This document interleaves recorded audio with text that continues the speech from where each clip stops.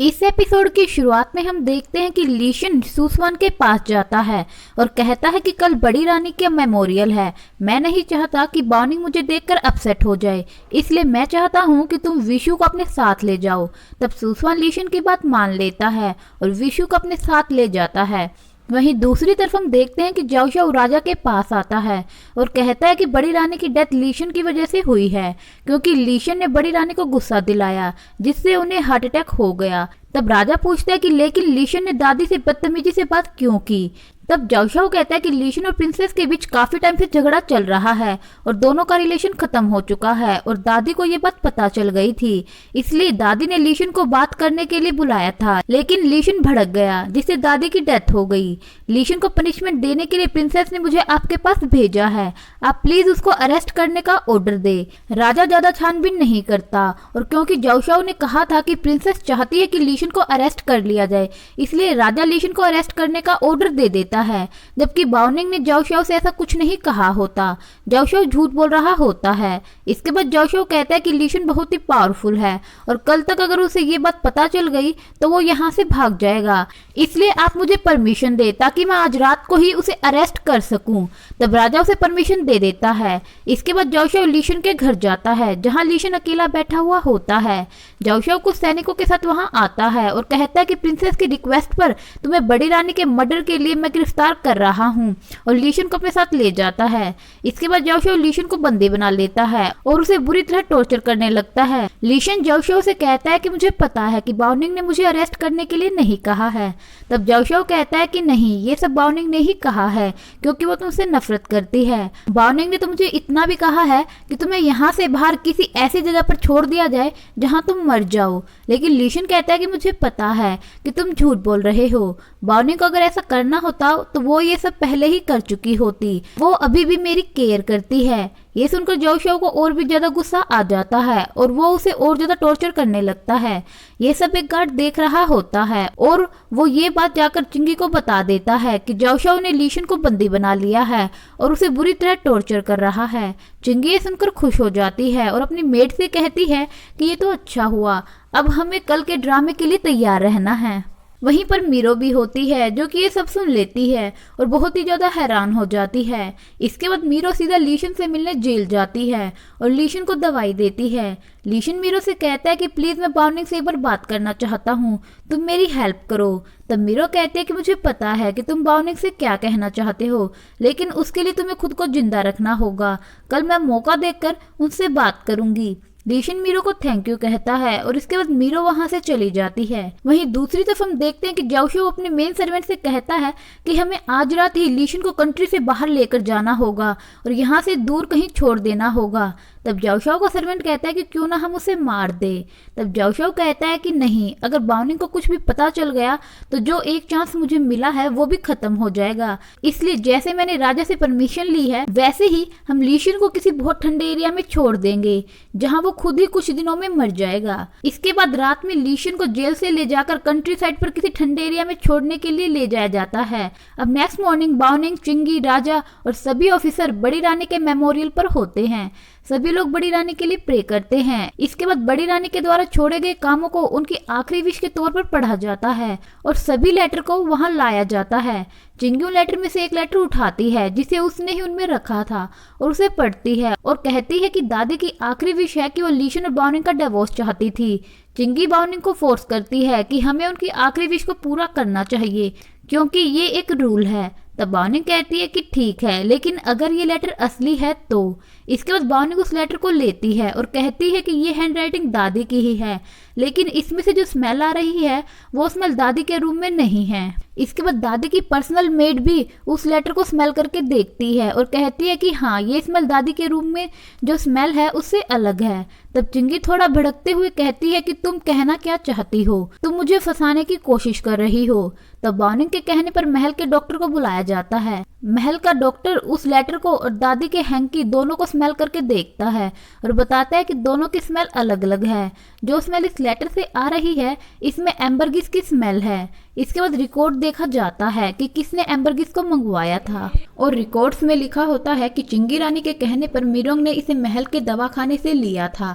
लेकिन चिंगी कहती है कि मैंने एम्बरगिस के लिए अप्लाई नहीं किया था और मैंने कोई नकली लेटर नहीं बनाया है। तभी बाउनिंग का सर्वेंट आकर सबको बताता है कि बड़ी रानी की सील चिंगी रानी के रूम में मिली है और उसे सबको दिखाता है। असल में बाउनिंग ने चिंगी को बिना बताए उसके रूम में अपने सर्वेंट को दादी की सील ढूंढने भेजा था, जिससे राजा के सामने प्रूव हो जाता है कि चिंगी ने दादी की सील चुराई और नकली लेटर बनाया। राजा सैनिकों को ऑर्डर देता है कि चिंगी रानी को उनके महल में नजरबंद कर दिया जाए और मीरो को पकड़ने का ऑर्डर देता है। लेकिन तभी बाउनिंग का सर्वेंट आकर राजा को बताता है कि वो महल में नहीं है और वो यहाँ से भाग गई है। एक्चुअल में बाउनिंग ने ही उसे महल से भगाया था क्योंकि मीरो ने बाउनिंग की हेल्प की थी। वहीं दूसरी तरफ हम देखते हैं कि मीरो लीन के साथ कैपिटल छोड़ देती है। मीरो कहती है कि मुझे पता है कि मैंने बहुत गलती की है, लेकिन महल छोड़ने से पहले मैंने बाउनिंग के लिए एक लेटर छोड़ा है जिससे सब ठीक हो जाएगा।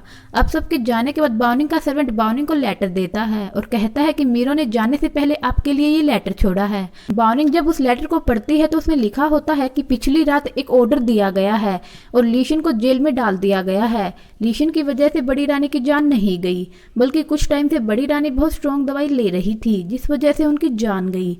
ये पढ़कर बाउनिंग तुरंत राजा के पास जाती है और राजा से कहती है कि क्या आपने ऑर्डर दिया लीशन को जेल में डालने का। तब राजा कहता है कि आपने ही तो रिक्वेस्ट की थी बड़ी रानी की डेथ के लिए लीशन को जेल में बंद कर दिया जाए। तब बाउनिंग कहती है कि मैंने ऐसा कुछ नहीं कहा। तब राजा कुछ सोचते हुए कहता है कि इसका मतलब जाओ शाओ ने अपना पर्सनल मतलब पूरा करने के लिए आपका नाम यूज किया और आज सुबह ही जाओ शाओ ने मुझे मैसेज पहुंचाया है कि कल रात को लीशन को कंट्री से बाहर ले जाने के लिए वो लोग निकल चुके हैं। ये सुनकर बाउनिंग शॉक्ड हो जाती है और मन ही मन प्रे करती है कि लीशन सेफ हो। राजा तुरंत लीशन को वापस लाने का ऑर्डर इशू करता है। इसके बाद राजा अपने सर्वेंट से कहता है कि जल्दी से जाओ शाओ को मेरे पास भेजो, मैं उसे कड़ी पनिशमेंट दूंगा। तब बाउनिंग राजा से कहती है कि अभी ऐसा मत कीजिए। ननमिन और जिंगशी दोनों स्टेट मुआन के मेन स्टेट हैं और अगर हमने जाओ शाओ के खिलाफ कोई फैसला लिया तो दोनों स्टेट युद्ध की स्टेज पे आ जाएंगे, जो कि दोनों स्टेट के लिए ठीक नहीं है। अगर कुछ भी हुआ तो हम ननमिन को खो देंगे, जिससे योंगक्विंग को हम पर हमला करने का मौका मिल जाएगा। इसके बाद बाउनिंग राजा से कहती है कि आप चिंता मत कीजिए, मैं अपने तरीके से इसे हैंडल कर लूंगी। तब राजा बाउनिंग की बात मान लेता है। वहीं दूसरी तरफ चिंगी को सजा के तौर पर लोंगुटी हिल भेजा जाता है, जहां उसे महल में हमेशा के लिए नजरबंद रखने की सजा दी जाती है और उससे उसके सारे अधिकार भी छीन लिए जाते हैं। अब बाउनिंग सीधा जाओ शाओ के पास जाती है और उसे वार्निंग देते हुए कहती है कि तुम्हारी हिम्मत कैसे हुई राजा से झूठ बोलने की। ये मेरा और लीशन के बीच की बात है। मैं इस बार तो तुम्हें ननमिन के लिए छोड़ रही हूँ, लेकिन अगर नेक्स्ट टाइम तुमने लीशन को नुकसान पहुंचाने की कोशिश की तो मैं तुम्हें नहीं छोड़ूंगी। और इतना कहकर वहां से चली जाती है। वहीं दूसरी तरफ हम बिंजाओ में देखते हैं कि क्विंगेन की मदर क्विंगयू नदी पर कपड़े धो रही होती है। तभी वहां पर वो सीक्रेट सैनिक आ जाता है और क्विंगयू को मारने की कोशिश करता है और कहता है कि पिछली बार तो तुम मुझसे बच गई थी, लेकिन इस बार तुम नहीं बच पाओगी। और इतना कहकर वो सैनिक क्विंगयू को तलवार मार देता है। तभी नदी के किनारे ली डोंगची और क्विंगेन क्विंगयू से मिलने आते हैं, लेकिन क्विंगयू वहां पर नहीं होती, बल्कि वहां पर कुछ खून होता है जिसे देखकर दोनों डर जाते हैं और उस खून का पीछा करके जंगल में क्विंगयू तक पहुंच जाते हैं, जहां वो सीक्रेट सैनिक क्विंगयू को मार रहा होता है। तभी ली डोंगची उस पर अटैक करती है और दोनों के बीच फाइटिंग होती है। क्विंगेन अपनी माँ को अपनी गोद में ले लेता है और कहता है कि अभी तो इतने टाइम बाद हम लोग आपसे मिले थे, और इतना कहकर रोने लगता है। और क्विंगयू के मरते ही क्विंगेन गुस्से से उस सीक्रेट सैनिक पर अटैक करता है और उसे मार देता है। इसके बाद क्विंगेन वहीं जंगल में क्विंगयू की कब्र बनाता है और उसके लिए प्रे करता है। क्विंगेन ली डोंगची से कहता है कि अब मुझे डार्क फोर्स को इकट्ठा करके क्विंगताई को ढूंढना है। तब ली डोंगची कहती है कि मैं भी तुम्हारे साथ चलूंगी। इस पर क्विंगेन मान जाता है। फिर ली डोंगची क्विंगेन से कहती है कि मुझे सबसे पहले ली विलेज के बारे में सारी बात बाउनिंग को बतानी होगी, क्योंकि इसी वजह से लीशन और बाउनिंग की शादी खतरे में पड़ गई है। ली डोंगची एक लेटर पर सारी बात लिखती है और उस लेटर को एक तोते के थ्रू बाउनिंग के पास भेज देती है। वहीं दूसरी तरफ हम देखते हैं कि क्विंगताई ने कमांडर सीक्वेंस को बांध रखा होता है और उसे टॉर्चर कर रहा होता है ताकि क्विंगताई कमांडर सीक्वेंस से अपने लिए एक वेपन बनवा सके, लेकिन कमांडर सीक्वेंस क्विंगताई के लिए काम करने से मना कर देता है। तब क्विंगताई सीक्वेंस को धमकाते हुए कहता है कि अगर तुमने मेरे लिए काम नहीं किया तो मैं तुम्हारे सभी जानने वाले को मार दूंगा। इस पर सीक्वेंस को हाँ करनी पड़ती है। तभी क्विंगताई का एक आदमी उसके पास आता है और बताता है कि हमें सुप्रीम बुक ऑफ वेपन के बारे में पता चल गया है, वो बुक प्रिंसेस बाओनिंग के पास है। वहीं दूसरी तरफ हम देखते हैं कि वो तोता जिसे ली डोंगची ने भेजा था वो बाओनिंग के रूम के बाहर आ जाता है। चिंका उस तोते को देखकर उससे वो लेटर ले लेती है और उसे बाओनिंग को देती है। बाओनिंग उस लेटर को पढ़ती है और खुश हो जाती है। चिंका पूछती है कि इसमें क्या लिखा है। तब बाओनिंग चिंका को बताती है कि ये लेटर ली डोंगची ने भेजा है। उन्हें क्विंगेन की बर्थ मदर मिल गई है, वो चैरिटी हाउस में ही रहती थी और उन्होंने बताया है कि मेरे फादर मर्डरर नहीं हैं, उन्होंने ली विलेज में आग नहीं लगाई थी। तब चिंका भी खुश हो जाती है और पूछती है कि फिर ली विलेज में आग किसने लगाई थी। तब बाओनिंग कहती है कि किसी ने उन्हें मार दिया है, इसलिए इस बारे में भी कुछ पता नहीं चला है, लेकिन अब मैं ये बात पता लगा कर ही रहूंगी कि आखिर ये सब किसने किया था। इसके बाद बाओनिंग राजा के पास जाती है और उन्हें सारी बात बताती है और पूछती है कि क्या आपको सुप्रीम बुक के बारे में कुछ भी पता है कि वो महल में कैसे आई। वहीं पर एक सर्वेंट जिसका नाम लॉर्ड मिन होता है वो राजा का चाय दे रहा होता है और सुप्रीम बुक के बारे में सुनकर उसके हाथ कांपने लगते हैं। राजा कहता है कि मुझे तो इस बारे में कुछ भी नहीं पता है, लेकिन लॉर्ड मिन पहले रानी के लिए काम करता था तो जरूर इन्हें कुछ पता होगा। ये रानी के खास सर्वेंट थे।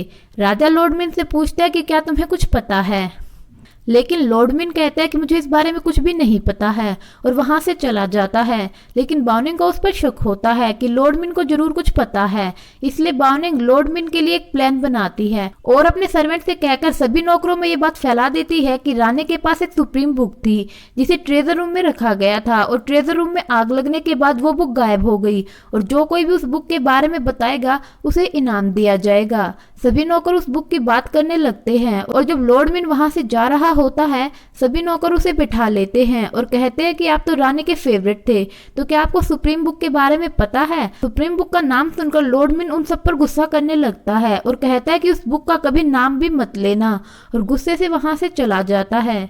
ये सब बाओनिंग एक जगह से देख रही होती है और ये सब देखकर बाओनिंग को यकीन हो जाता है कि लॉर्ड मिन को उस बुक के बारे में जरूर कुछ पता है। इसके बाद बाओनिंग लॉर्ड मिन के रिकॉर्ड चेक करने रिकॉर्ड रूम में जाती है और वहां देखती है कि अपनी सर्विस के पहले 7 सालों में लॉर्ड मिन ने कोई भी अचीवमेंट नहीं की और जिस टाइम रानी ने राजा को वो बुक गिफ्ट में दी थी उसी टाइम लॉर्ड मिन को प्रमोशन दिया गया था। इसके बाद बाओनिंग लॉर्ड मिन को अपने पास बुलाती है और कहती है कि क्या आपको सुप्रीम बुक के बारे में कुछ याद आया। तब लॉर्ड मिन कहता है कि नहीं, मुझे इस बारे में कुछ भी नहीं पता है। तब बाओनिंग कहती है कि लेकिन आप रानी के फेवरेट थे तो आपको कुछ तो इस बुक के बारे में पता ही होगा, आपने कुछ ना कुछ तो इस बारे में सुना ही होगा। तब लॉर्ड मिन कहता है कि मैंने इस बुक का नाम सुना है लेकिन इस बुक का सीक्रेट मैं नहीं जानता।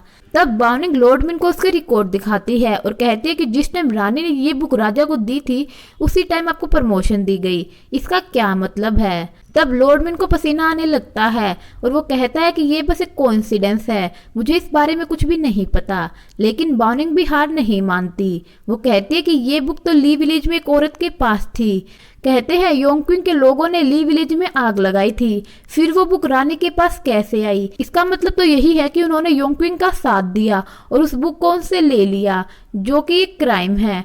और आखिर में बाओनिंग लॉर्ड मिन को डराने के लिए क्विंगेन की मां का नाम लेती है और कहती है कि उस दिन ली विलेज में आग से सिर्फ वो ही बची थी और ली डोंगची बस उसे यहाँ लेकर आ ही रही है।